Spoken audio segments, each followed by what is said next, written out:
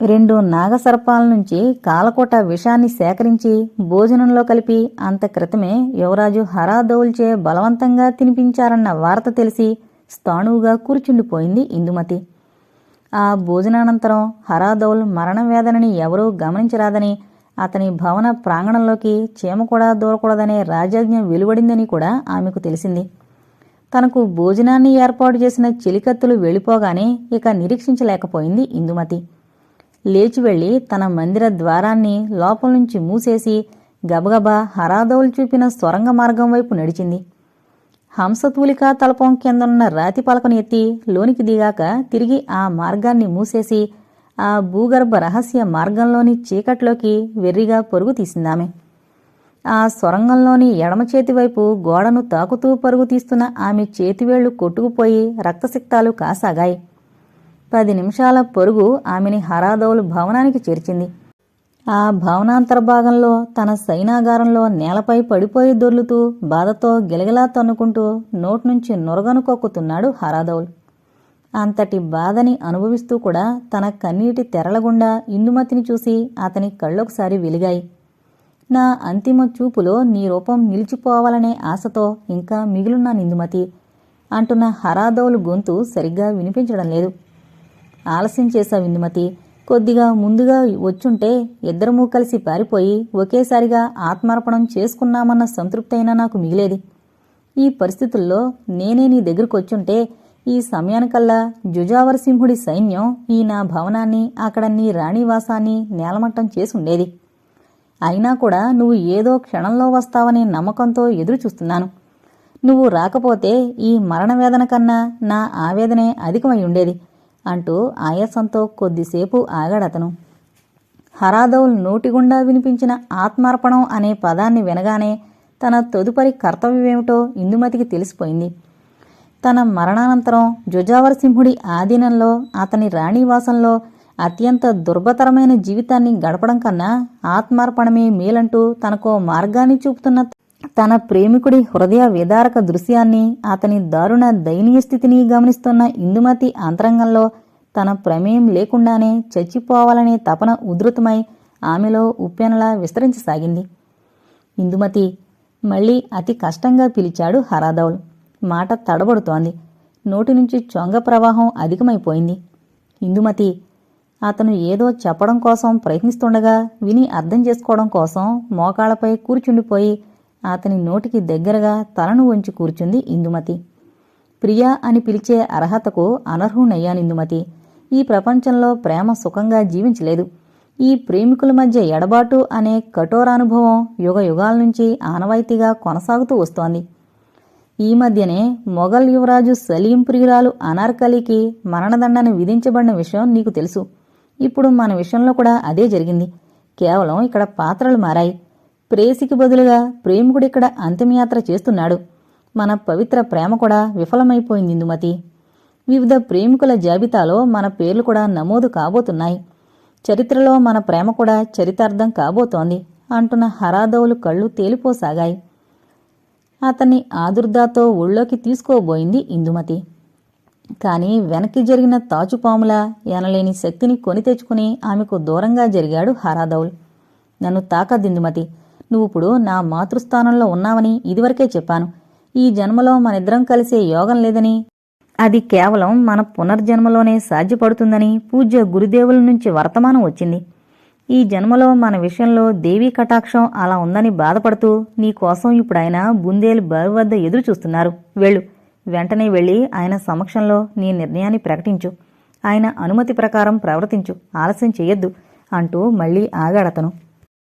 ఏడవడం కూడా మానుకుని స్తబ్దత ఆవరించిన మస్తిష్క ప్రభావంతో నిలిచిపోయిన చూపుతో కూర్చుండిపోయింది ఇందుమతి.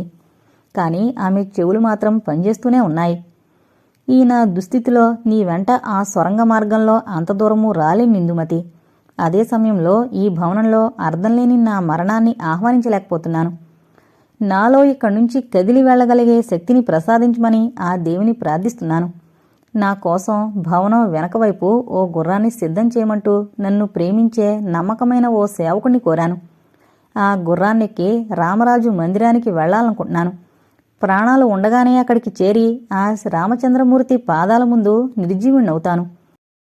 ఆ స్వామి నాకు పునర్జన్మను ప్రసాదిస్తాడన్న నమ్మకం నాకుంది. ఆ మరు జన్మలో మళ్లీ మనం కలుస్తామన్న నమ్మకం ఇంకా అధికంగా ఉంది. అందువల్ల ఇక ఆలస్యం చేయకుండా వెళ్ళిపో ఇందుమతి అంటూ ఆమెని ఆదేశించాడు హరాదౌల్. అది వింటూనే దిగ్గున లేచి నుంచుంది ఇందుమతి. కడసారిగా తన ప్రేమికుణ్ణి కన్నులారా చూసింది. ఆ తర్వాత సొరంగ మార్గంలోకి ప్రవేశించి శక్తినంతా ఉపయోగిస్తూ పరిగెత్తుకుంటూ వెళ్లి బుందేలుబావి అంతర్భాగంలోకి చేరిన ఆ మార్గం చివరి దశలో నుంచుని ఉన్న గురుదేవుల పాదాలపైకి వాలిపోయిందామె. చిరంజీవి, ఏ జన్మలో చేసుకున్న దుష్కర్మ ఫలమో మిమ్మల్ని స్థితికి తీసుకొచ్చింది. నా తపోబలం కూడా మీ విషయంలో ఉపయోగపడడం లేదు. ఆ మాత కటాక్షం కూడా మీకు లభించడం లేదు. కానీ నా ఉపాసన ఫలితంగా దేవి మనోగతాన్ని తెలుసుకున్నానమ్మా. ఆ దేవి మీ ప్రేమికులిద్దరినీ మరుజన్మలో కలిపే వరాన్ని నాకు ప్రసాదించిందమ్మా. అంతవరకు నా ఆత్మ కూడా ఈ బావినే ఆశ్రయించుంటుంది. ఆ మరుజన్మలో హరాదౌల్తో నీ వివాహం జరిగాక అతను నీ కోసం తయారు చేయించిన చీరని ధరించి బుందేలు బావిలో శివార్చనని చేసేదాకా నా ఆత్మకు మోక్షం లభించకూడదనే దీక్షను పూనాను తల్లి. అందువల్ల ఆలస్యం చేయొద్దమ్మా. అక్కడ హరాదౌల్ ఆత్మ నిష్క్రమణం నీ ఆత్మార్పణకే ఎదురు చూస్తోంది. వెళ్ళు. ఈ బావి ఉపరితలం నుంచి దూకి నీ కర్తవ్యాన్ని నెరవేర్చు అంటూ ఆదేశించారు శ్రీ శ్రీ కాళీపాద స్వామి. గురుదేవుల ఆదేశాన్ని వెంటనే శిరసావహించింది ఇందుమతి. ఆ మరుక్షణమే బుందేలు బావిలో ఆత్మార్పణాన్ని చేసుకుందామే. 400 ఏళ్ల క్రితం పూర్వజన్మలో తప్పనిసరైన పరిస్థితుల్లో బలవన్మరణాన్ని ఆశ్రయించిన హరాదౌల్ ఇందుమతిల ఆత్మల్ని తన తపోబలంతో ఉజ్జయిని కాళీమాత ఆదేశంతో వార్చా రామరాజ దేవదేవుడి ఆశీస్సులతో సమీకరించి ఓ స్వర్ణపతక బంధంలోకి చేర్చి బుందేలు బావిలోని శివదేవుడి ఆశ్రిత రక్షణలో ఉంచి తన మరణానంతరం ఆ బావినే ఆశ్రయించిన తమ గురుదేవుల వివరాలన్నీ తమ కళ్ల ముందు సాక్షాత్కరించాక ప్రవీణ్ వర్మ ఐశ్వర్యల హృదయాలు రెండూ బరువెక్కిపోయాయి.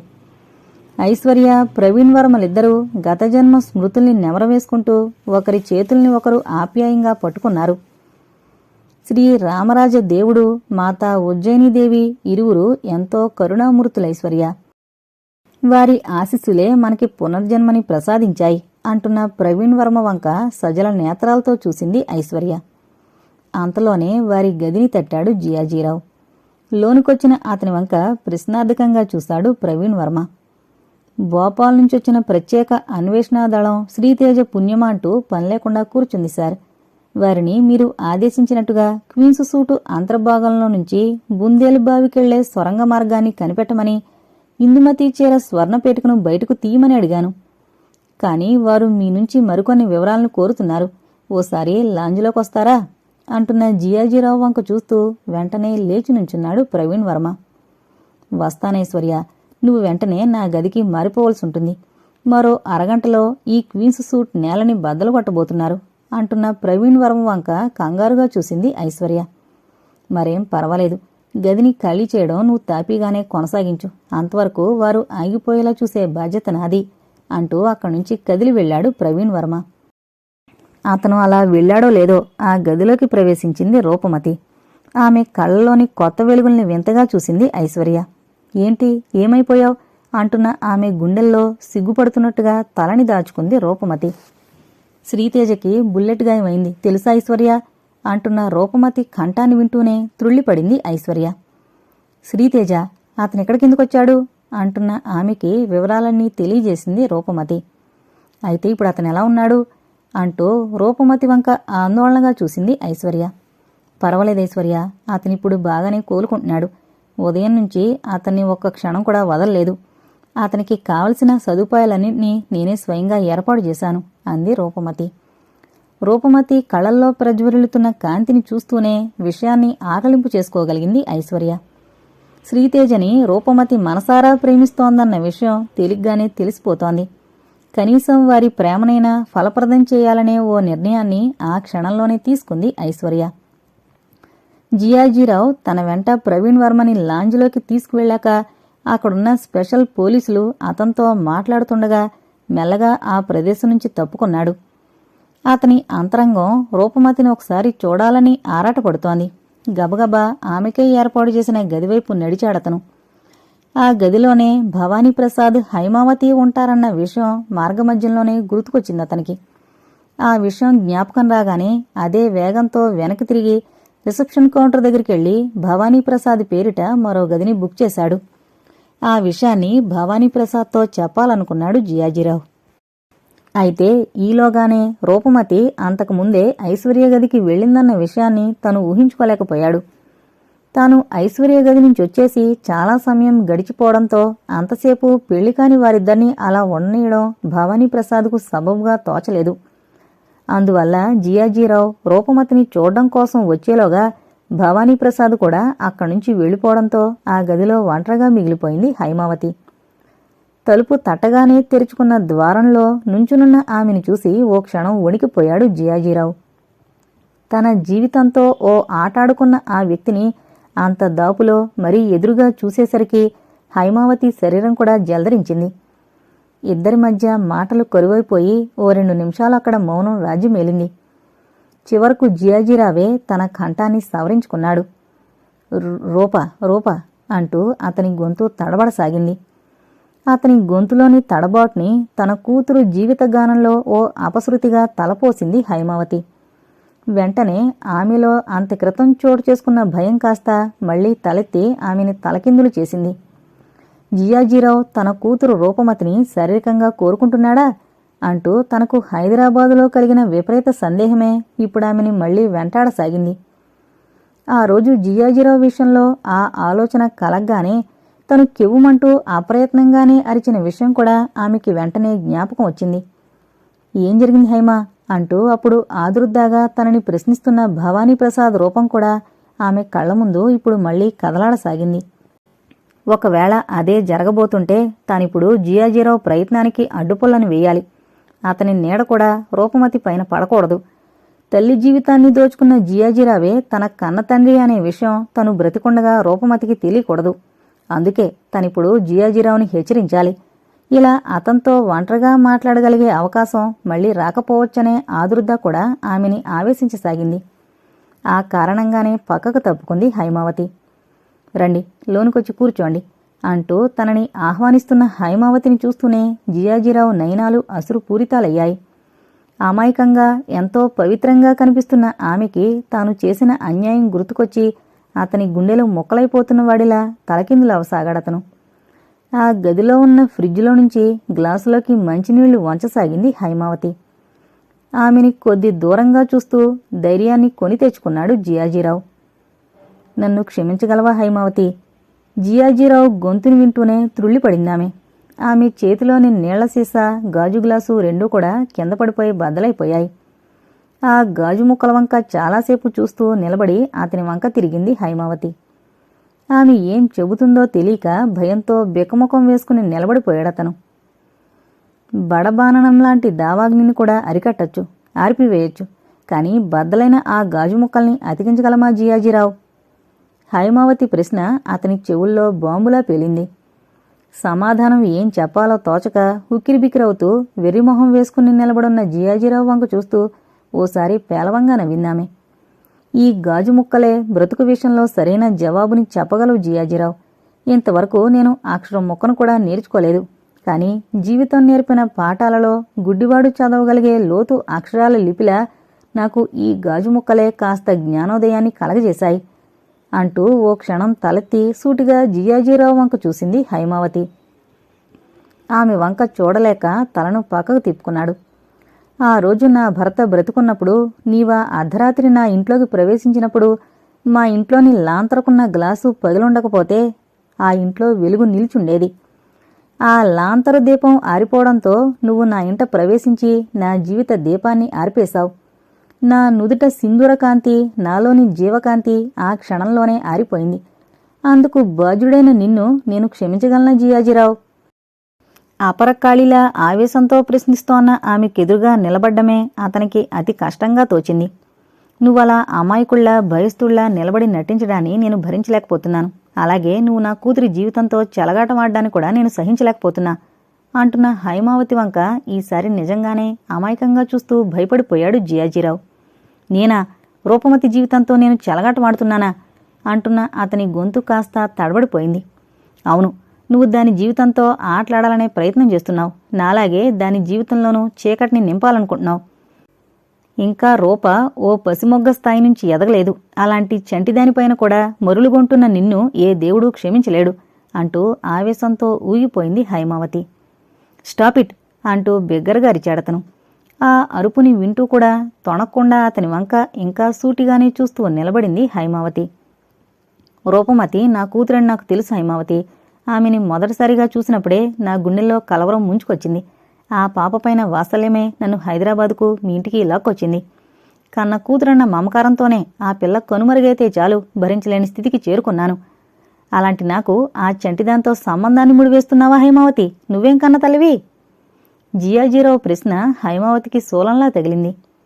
నువ్వేం కన్న తల్లివి అన్నమాట ఆమె ఆవేశాన్ని ఒక్కసారిగా తగ్గుముఖం పట్టించింది. దాంతో తనను తాను కంట్రోల్ చేసుకుంటూ అతని వంక తిరిగిందామె.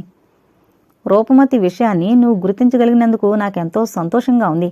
కానీ ఆ పిల్లకు రామ్ సింగ్ తండ్రి కాడని తెలిస్తే నా జీవితమే అంతరించిపోతుంది. అందువల్ల నువ్వు ఆ విషయాన్ని ఆ పిల్లకు తెలిసేలా ప్రవర్తించొద్దు.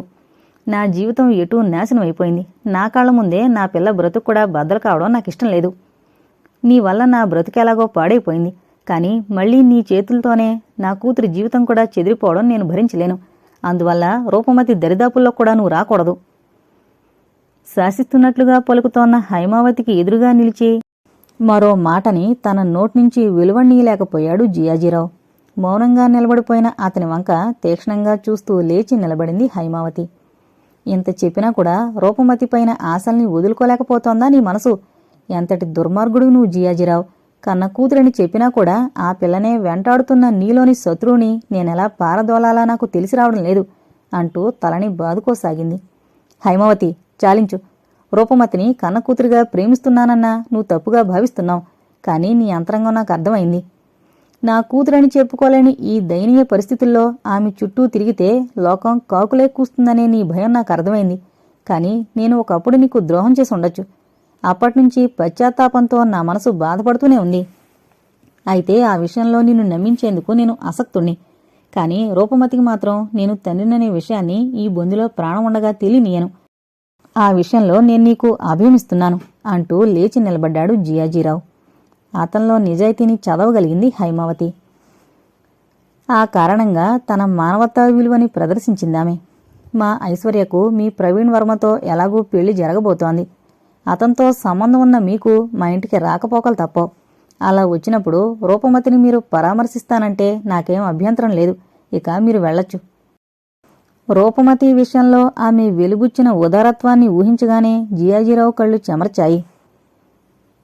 400 సంవత్సరాల కిందట తయారు చేయబడి భూగర్భంలో దాచిపెట్టబడిన కోటి చండేరి వరహాల ఇందుమతి జలతారు పట్టుచేరగల స్వర్ణపేటికను వెలికితీసేందుకు అన్ని ప్రయత్నాలు పూర్తయ్యాయి. ఆ ప్యాలెస్లో ఉన్న మిగతా రాష్ట్రాల సుందరీమణులకు ఆ హోటల్లో జరుగుతున్న సంఘటనలేమీ తెలిసి రాలేదు. కేవలం ఐశ్వర్య మాయమైపోయి తిరిగొచ్చేసిందన్న ఉదంతం తప్ప వారికేమీ తెలీదు. వార్చా ప్యాలెస్లో క్వీన్స్ సూట్ కారిడార్ అంతా ప్రెస్ ఫోటోగ్రాఫర్లతోనూ పత్రికా విలేకరులతోనూ ఇతర టెలివిజన్ కెమెరామ్యాన్లతోనూ చాలా రద్దీగా ఉంది. అలనాటి ఆ రాణివాసం వెనక తోటలో వేసిన ఓ పెద్ద గుడారంలో పోలీసులు, ఆర్కియాలజీ డిపార్ట్మెంటుకు చెందిన వ్యక్తులు, డాక్టర్ల బృందంతో సహా పాముల్ని పట్టుకునే మనుషులు కూడా కొందరు బస చేస్తున్నారు. ప్రవీణ్ వర్మ తరపున హోటల్ సిబ్బంది వారందరికీ టిఫిన్లు సరఫరా చేశారు. 10:30 కల్లా క్వీన్స్ సూట్ నేలను బద్దలు కొట్టసాగారు ఆర్కియాలజీ జనం. దాదాపు ఓ గంటన్నర కల్లా ఆ సూట్లో వేసిన అధునాతనమైన ఫ్లోరింగ్ అవశేషాలన్నీ బయటకు తరలించబడ్డాయి. తవ్వకాల్లో ఇందుమతి జీవన కాలం నాటి రాతి పలకల నేల మెల్లగా పైకి కనిపించసాగింది. ఆ గది మధ్యలో గల సొరంగ ద్వారాల్ని సులభంగానే గుర్తించారు ఐశ్వర్య, ప్రవీణ్ వర్మలు. ఆ రాతి పలకని ఎత్తగానే ఆ కింద నుంచి వందలాది తేళ్లు, పాములు హాల్లోకి దూసుకునొచ్చాయి. అప్పుడు పాముల వాళ్లు రంగప్రవేశం చేశారు. సొరంగద్వారం కింద చాలా వరకు ఎత్తుగా మట్టిగుట్టలు పేరుకునున్నాయి. వాటిని తొలగించేందుకు పనివాళ్లు కొందరు ముందుగా కొద్దిగా భయపడ్డారు గాని ఆ తర్వాత ధైర్యంతో తవ్వకం కొనసాగించడం జరిగింది. కింద మట్టి గుట్టలు తొలుగుతున్న కొద్దీ సొరంగంలో నుంచి చాలా చల్లని గాలి పైకి రావడాన్ని చూసి అక్కడి అధికారులు ఎంతో ఆశ్చర్యపోయారు. మట్టిని పూర్తిగా తొలగించాక ఆ సొరంగంలోకి ఫ్లడ్ లైట్స్ని ఏర్పాటు చేశారు. లోపల సొరంగ మార్గం అక్కడక్కడ కూలిపోయి ఉండడంతో ఆ అడ్డంకుల్ని తొలగిస్తూ వెళ్లాల్సొచ్చింది. అక్కడ ఆ కాలంనాటి కాగడాల ఇత్తడి గొడుగులింకా గోడల్లో నిల్చున్నాయి. ప్రవీణ్ వర్మ ఆదేశం ప్రకారం ఓ 100 అడుగుల దూరం వరకు సొరంగాన్ని ప్రయాణయోగ్యంగా చేశాక పనుల్ని తాత్కాలికంగా ఆపేశారు. మరో అరగంట తర్వాత పైన ఓర్చా ప్యాలెస్ అంతా రాష్ట్ర మంత్రివర్గ సభ్యులతో ఉన్నతాధికారులతోనూ నిండిపోయింది. ముఖ్యమంత్రి కూడా రావడంతో ఆయనను తోడుకొని ఆ సొరంగ ప్రవేశం చేశాడు ప్రవీణ్ వర్మ. ఐశ్వర్య కూడా ఆ గుంపు వెంట వెళుతూ ఉండగా భవానీప్రసాద్ గుండెలు భయంతో బిగుసుకుపోయాయి. భుజంపైన గాయానికి కట్టుతో ఉన్న శ్రీతేజ్ కూడా వారి వెంట వెళ్లేందుకు సిద్ధం కావడం చూసి అతని వంక పరుగు తీసింది రూపమతి. తనని వెళ్లొద్దంటూ వారిస్తోన్న రూపమతిని చూడగానే శ్రీతేజ కళ్ళొక్కసారిగా ఆశ్చర్యాన్ని ప్రకటించాయి. కాని ఆ మరుక్షణమే అతని గుండెలు ఆనందంతో పొంగిపోయాయి. రూపమతి కళ్లల్లో తనపై ఆరాధనా లక్షణాలు కనిపించడంతో ఆమెను వెంటనే అక్కున చేర్చుకుంటూ పక్కకి జరిగాడతను. ఆ దృశ్యాన్ని గమనించిన హైమావతి, జియాజీరావుల హృదయాలు సంతృప్తిని నింపుకొన్నాయి. ప్రవీణ్ వర్మ, ఐశ్వర్యలు ముందుకు కదిలి వెళుతుండగా మిగతా జనమంతా వారిని అనుసరించసాగారు.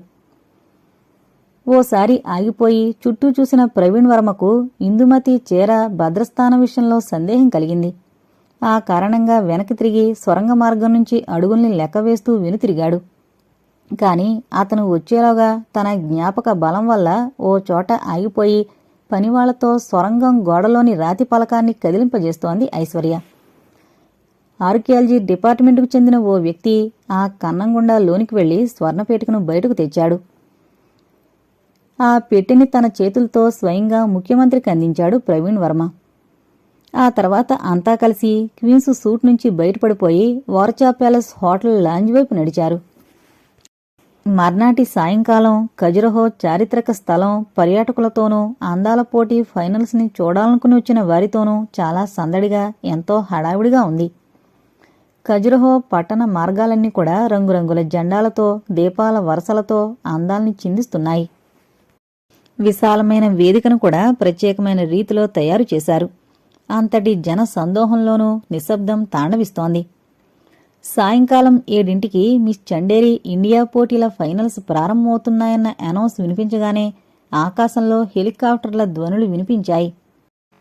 చూస్తూ ఉండగానే తెల్లని రాజహంసల రూపాల్ని ధరించిన ఓ 6 హెలికాప్టర్లు వరుసగా రంగప్రవేశం చేశాయి. ఆ హంస వాయువాహనాల కిందుగా బంగారు రంగుతో మిలమిలా మెరిసిపోతున్న బుట్టలు వేలాడుతున్నాయి. ఆ బుట్టలు ఒక్కొక్క దానిలో 4 చొప్పున రాష్ట్రాలకి చెందిన మిస్ చండేరీలు ఆకాశం నుంచే కిందన్న ప్రేక్షకులకు జేజేలు చెబుతూ గులాబీ రెక్కల్ని వెదజల్లసాగారు. ఆ బాస్కెట్లోంచి దిగిన అందాల రాణుల గురించి మైకులో వివరిస్తుండగా మెట్లు దిగిపోయొచ్చి స్టేజిపై ఓసారి అందాల్ని వలకబోసి ప్రేక్షకులకు నమస్కారాలు చేసి వేదికపైనున్న తమ తమ స్థానాల్లోకి వెళ్లి కూర్చోసాగారు సుందరీమణులు. ఒక్కొక్క సుందరి వేదిక నుంచి నిష్క్రమిస్తుండగా ప్రేక్షకుల చప్పట్లతో ఆ ప్రాంతమంతా దద్దరిల్లిపోయింది. సరిగ్గా రాత్రి 10 గంటలకల్లా తమ నిర్ణయాన్ని ప్రకటించారు న్యాయ నిర్ణేతలు. జనం ఊహించినట్లుగానే, ప్రవీణ్ వర్మ అంతరంగం ఆశించినట్లుగానే ఏకాభిప్రాయంతో ఐశ్వర్యని భారత సుందరిగా ప్రకటించిన న్యాయ నిర్ణేతలు కూడా ప్రేక్షకుల అభినందనల్ని అందుకున్నారు. ఆ తర్వాత వేదికపైకొచ్చిన ఐశ్వర్యను చూసి ప్రపంచమంతా మోగపోయింది. ఆమె అద్భుత సౌందర్యాన్ని చూసి చాలామంది అచేతనులైపోయారు. ఆ క్షణంలో ముఖ్యమంత్రి అనుమతితో ఇందుమతి చీరని ధరించింది ఐశ్వర్య. 400 సంవత్సరాల క్రితం తయారైన ఆ వస్త్రం చెక్కు చెదరకుండా కళ్ళు జిగేల్మనిపిస్తోంది. దీపాల కాంతిలో ఆ చీరలోని మణులు, మాణిక్యాలు, రత్న వైడూర్యాలు దగదగా మెరిసిపోతున్నాయి. భూలోక సుందరిలా నిలుచున్న ఐశ్వర్య ప్రేక్షకులందరికీ తన శిరస్సును వంచి నమస్కరించింది. ఆమె అలా నమస్కరిస్తూ ఉన్నప్పుడు కావాలనే ఓసారి విద్యుత్ సరఫరాని నిలిపివేశారు సభ నిర్వాహకులు. చుట్టూ హఠాత్తుగా అలుముకున్న ఆ అంధకార వాతావరణంలో కూడా ఐశ్వర్య ధరించిన ఇందుమతి చీరలోని రత్న మాణిక్యాలు, వజ్ర వైడూర్యాలు అన్నీ కూడా వెలుగుల్ని చిమ్ముతూనే ఉన్నాయి. ఆ అపురూప దృశ్యం జనం మనసుల్లో పదిలంగా నిలిచిపోయింది. మళ్లీ దీపాలు వెలగగానే ఐశ్వర్య పక్కన నిలబడున్న రాష్ట్ర ముఖ్యమంత్రిని ప్రవీణ్ వర్మని చూసి జనమంతా ఆశ్చర్యపోయారు. వారలా చూస్తుండగానే జిల్లా వివాహాల రిజిస్ట్రార్ని వేదికపైకి రావాల్సిందిగా కోరారు ముఖ్యమంత్రి. ముఖ్యమంత్రి ఆదేశానుసారం ఐశ్వర్యని ప్రవీణ్ వర్మను కళ్యాణ అర్హులుగా ప్రకటిస్తూ వారిచే పెళ్లి ప్రమాణాల్ని చేయించసాగారు రిజిస్ట్రార్. జనసమక్షంలో జరుగుతున్న ఆ వివాహ కార్యక్రమాన్ని చూస్తున్న జనం హర్షధ్వానాలు చేయసాగారు. కూతురి వివాహం అలా శోభాయమానంగా తన కళ్ల ముందు జరిగిపోతుండగా అన్నపూర్ణని మననం చేసుకున్నాడు భవానీప్రసాద్. పెళ్లి పత్రాలపై సంతకాలయ్యాక రాష్ట్ర ప్రభుత్వం వారు తయారు చేయించిన మాంగళ్యంతో ఐశ్వర్య మెడలో 3 ముళ్ళు వేశాడు ప్రవీణ్ వర్మ. వివాహానంతరం అల్లుడు కూతురు తన దగ్గరకొచ్చి పాదాలకు నమస్కరిస్తున్నప్పుడు భవానీప్రసాద్ హృదయం ఆనందంతో పరవశించిపోయింది. తనక్కూడా పాదాభివందనం చేస్తున్న ఐశ్వర్యని పెంచిన మమకారంతో వాత్సల్యానురాగంతో మనసారా దీవించింది హైమావతి. తమ వివాహ సందర్భంగా అక్కడున్న ప్రజలందరికీ విందుని ఏర్పాటు చేయించాడు ప్రవీణ్ వర్మ. ఆ తర్వాత బరువైన దండలతో ఆ నూతన దంపతులు అక్కడ్నుంచి కదిలి వెళుతుంటే బుందేల్ఖండ్ పుణ్యభూమి కూడా పులకరిస్తున్నట్లుగా వింధ్యావనపు చలిగాలులు ఉధృతంగా వీచసాగాయి. ఆ విధంగా 400 సంవత్సరాల ప్రేమ కథ సుఖాంతమైంది. ఇంతటితో చండేరి అనే నవల కంప్లీట్ అయిందండి. నవల ఎలా ఉందండి, మీకు నచ్చిందా లేదా అనేది నాకు కామెంట్స్ రూపంలో తెలియచేయగలరు. మళ్ళీ ఇంకొక కొత్త నవలతో మీ ముందుకొస్తుంది మీ సుజన. అంతవరకు సెలవు. నమస్కారం. Thank you.